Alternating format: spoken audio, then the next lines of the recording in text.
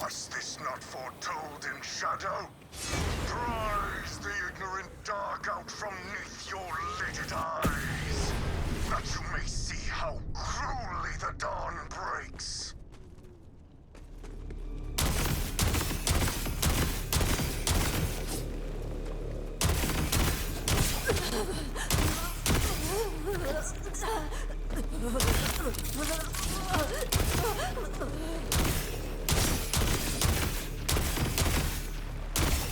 My oath is fulfilled. Okay, I'm gonna need some context here. And so, a warrior forever fallen found manumission in the Dustclot Caves. His trespasses made whole. You must have no end of questions, Blighted One. Stay thy wanderings a while, and all will be made clear. You're owed that much, at the least. Sorry, were you just waiting here to explain this guy's backstory? That is my own bond, one I sealed for myself. Allow me to sing, then, the final, blissful sorrow of Zanzibar. Now, attend me well, for the tale is as long as it is heartrending. Eons ago, in the age of Argentas, there were first planted in the starry heart of Galestrian the seeds of the 9 sorrows. From each seed, in turn, watered with the blood fire of Galestrian's searing veins, grew the first scions of the Ebon Grove. 9 roots of 9 trees grappled for supremacy in Galestrian's soil flesh. But in the end, it was Hollowbow, the empty ash, which emerged victorious. Of the 8 other sorrows, little is known, though it is said they lie nestled in the subterrane brambles of Hollowbow's roots to this day, writhing in hope of a new spring of bitterest darkness, visiting pains upon our world never before imagined. Of course! But of course you know this part of the tale already, as it was etched on the hilt of the blade of Turbinado. What that text leaves out is that Chrysanthus Widowmane, yes, the very same who cruelly wove the garland of the sun round Galestrian's pale crown, was present at the felling of ours. You see, after the Ebon Grove took root, Galestrian's Heartstar guttered to little more than an ember as Hollowbow devoured ever more of his light. Each spring, a fresh sapling of blackest ash rose from the rotten loam of Galestrian's carcass. And each autumn, a new leaf of sorrow trembled from the heavens to trouble our world. Each leaf manifesting a new suffering, heartache, mourning, hunger, FOMO. Endless were their number, and endless was our despair. Until there emerged a hero. Ah, you know of whom I speak. Zanzibar, echo of the first thunder, he who trained Chrysanthus to lend his voice to the longing choir in the forbidden harmonies of the Red Requiem. Stunned by the revelation, are you? Yes, it's writ plain on your face. For the longing choir and their number are well known, and Chrysanthus is not counted among them. Well, allow me to dispel your confusion, for you see, Chrysanthus was known by another name in those ages past. Xanthistrel. I knew it! Yes, Xanthistrel the Antiphon and Chrysanthus are one and the same. After Zanzibar's sacrifice destroyed Xanthistrel, he arose anew. Ah, but I'm straying far afield of the matter at hand.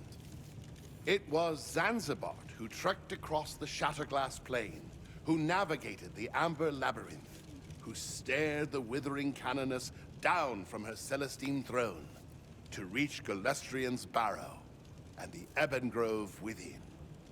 And while the trials of Zanzibar are oft discussed, rarely do even the most wizened of sages ask, why? Why did Zanzibar embark? The answer is clear to anyone who has pored over reams of flavor text as I have. Chrysanthus, Xanthistrel, was Zanzibar's fiercest rival and dearest friend, as near to one another as their own shadows, and likewise as warped when darkness fell. As the leaves of the Ebon Grove piled all about, littering our fields with a litany of sorrows, Xanthistrel wove into the Red Requiem a hidden melody, a counterpoint to the doleful tones of all the world's anguish, and laced with a whisper of his very soul. When next the chapel chant voices of the longing choir rang out, it was too late. The music ensnared Zanzibar and compelled him to Xanthistrel's bidding. And it was then, with his new power, Xanthistrel took the name Chrysanthus. Chrysanthus bound Zanzibar in 7 soul-sworn oaths to halt the sorrows of Hollowbow by any means, ensuring that neither would ever know rest, whilst the oaths went unfulfilled. And so Zanzibar ventured onto his trials and reached the Ebon Grove, and there he failed. His blade found no purchase in Hollowbow's bark. Obdurate as castle stone and steel, the most ravenous fires had no appetite for the mercilessly bitter and cold wood, whose gelid sap transformed any lick of flame into hoarfrost in an instant. And so Zanzibar sought another path, saving our world while dooming us all. He dug into the sodden earth of the Ebon Grove, first by inches, then by miles, and then back to inches, and then cubits for a while, until he reached the tangle of the 9 sorrowful roots, of which only Hollowbow had full grown. And there, he tasted but a drop of the root sap of the other 8, savoring each sorrow in turn until he had the measure of them. And there, he discovered Nevergreen, the hemlocked gate. And Zanzibar wept, for his oath would soon be fulfilled, and though he would be free of Chrysanthus, his betrayer, so too would he be free of Xanthistrel, his beloved. With his tears, Zanzibar watered Nevergreen, nourishing it on the very sorrows that Hollowbow had strewn for ages. And Nevergreen grew, not to full strength, but enough to brew its insidious poison. For you see, Nevergreen bore the sorrow of stasis, of paralysis and petrification, of ceaseless torment. And though Hollowbow would never knowingly sip of Nevergreen's roots, its thirst for blood was boundless. Zanzibar ate from Nevergreen's wood, passing through the hemlocked gate into eternity, but not before opening his veins to the ravening roots of Hollowbow. Thus from Zanzibar's crimson cup did Hollowbow taste of Nevergreen's poison, and with it, a taste of the heady brew of betrayal. Even a drop of his heart wine was near enough to halt Hollowbow's passage through seasons entirely, such that never more has a single leaf fallen from its branches. Zanzibar's triumph was heralded far and wide, and he was hailed as a hero, and Chrysanthus lauded in his turn as his dearest friend, and consoled for his pain at Zanzibar's loss. Most thought him dead, though a scant few scholars suspected elsewise.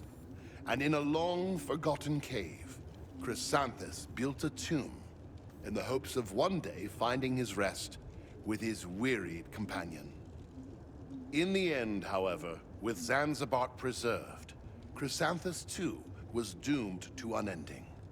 Even after his body perished from this world, his spirit lingered on as a Myrmidon, bound through the Red Requiem and Zanzibar's oaths.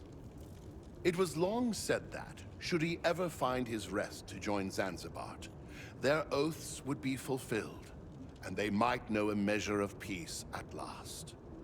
But until now, it was thought to be idle fancy and myth. Now you know the lard of it, and you would do well not to forget. Such lessons, hard as they are in their learning, are often harder still in repeating. Farewell, Blighted One, and may you never see another leaf fall. If you like my story, please leave a comment in the cupped ear of a sleeping pigeon on a moonless night.